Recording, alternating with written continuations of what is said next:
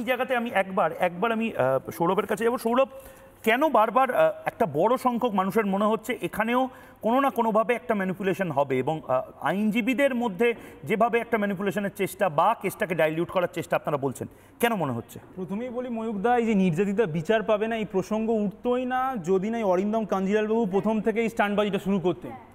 উনি কী করলেন, যেহেতু প্রথম থেকেই আমরা এই লাইমলাইট থেকে দূরে ছিলাম এবং মেঘাজিডি বললেন যে আমরা মঙ্গলবার অবধি কোনোরকম কোনো প্রসঙ্গে আসতামই না, তো উনি সেই সুযোগ কাজে লাগিয়ে লাইমলাইটে স্বঘোষিত আইনজীবী বলে নিজেকে প্রচার করলেন।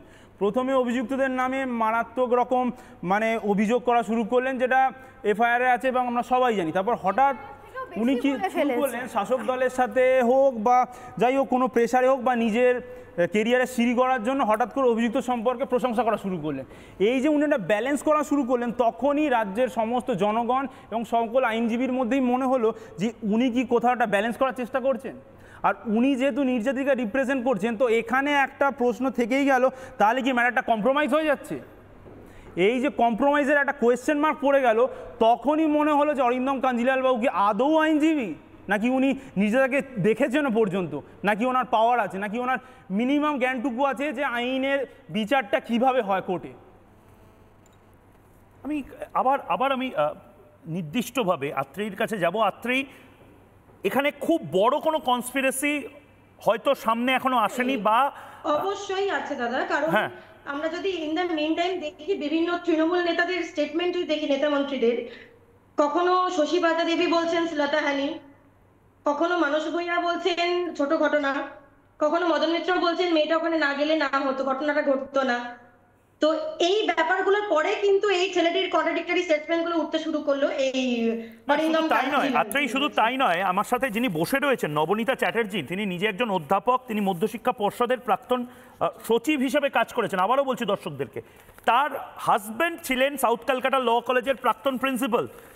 তিনি বারবার, তিনি আজ নেই, তিনি বারবার চিঠি লিখেছিলেন, এবং তিনি যে সময় প্রিন্সিপাল ছিলেন সেই সময়ে পড়াশোনা করেছে মনোজিৎ মিশ্রদের সাথে, একজন পড়ুয়া।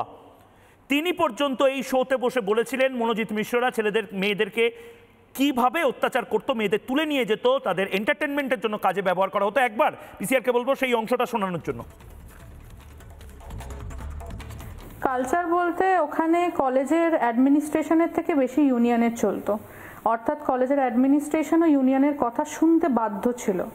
আমরা ক্লাস করতে করতে আমাদের ক্লাসের মাঝখানে আমাদের ক্লাসকে ডিস্টার্ব করে আমাদের ওনারা ঢুকে, ইউনিয়ন ঢুকে যে কোনো মেয়েকে ডেকে নিয়ে চলে যেত। এতে ক্লাস যারা নিতেন তারা কোনো অবজেকশন করতেন না।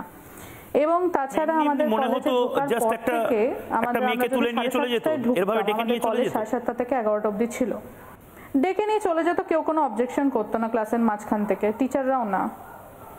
তা মেয়েটার যদি অবজেকশন থাকতো, মেয়েটা যদি বলতো আমি যাব না, টিচাররা যেখানে বারণ করতো না, ওই জন্য যারা স্টুডেন্ট ছিল তারাও কোনো অবজেকশন করতো না, কারণ ইউনিয়ন ডাকছে এটা ভেবেই তারা কিছু বলতো না।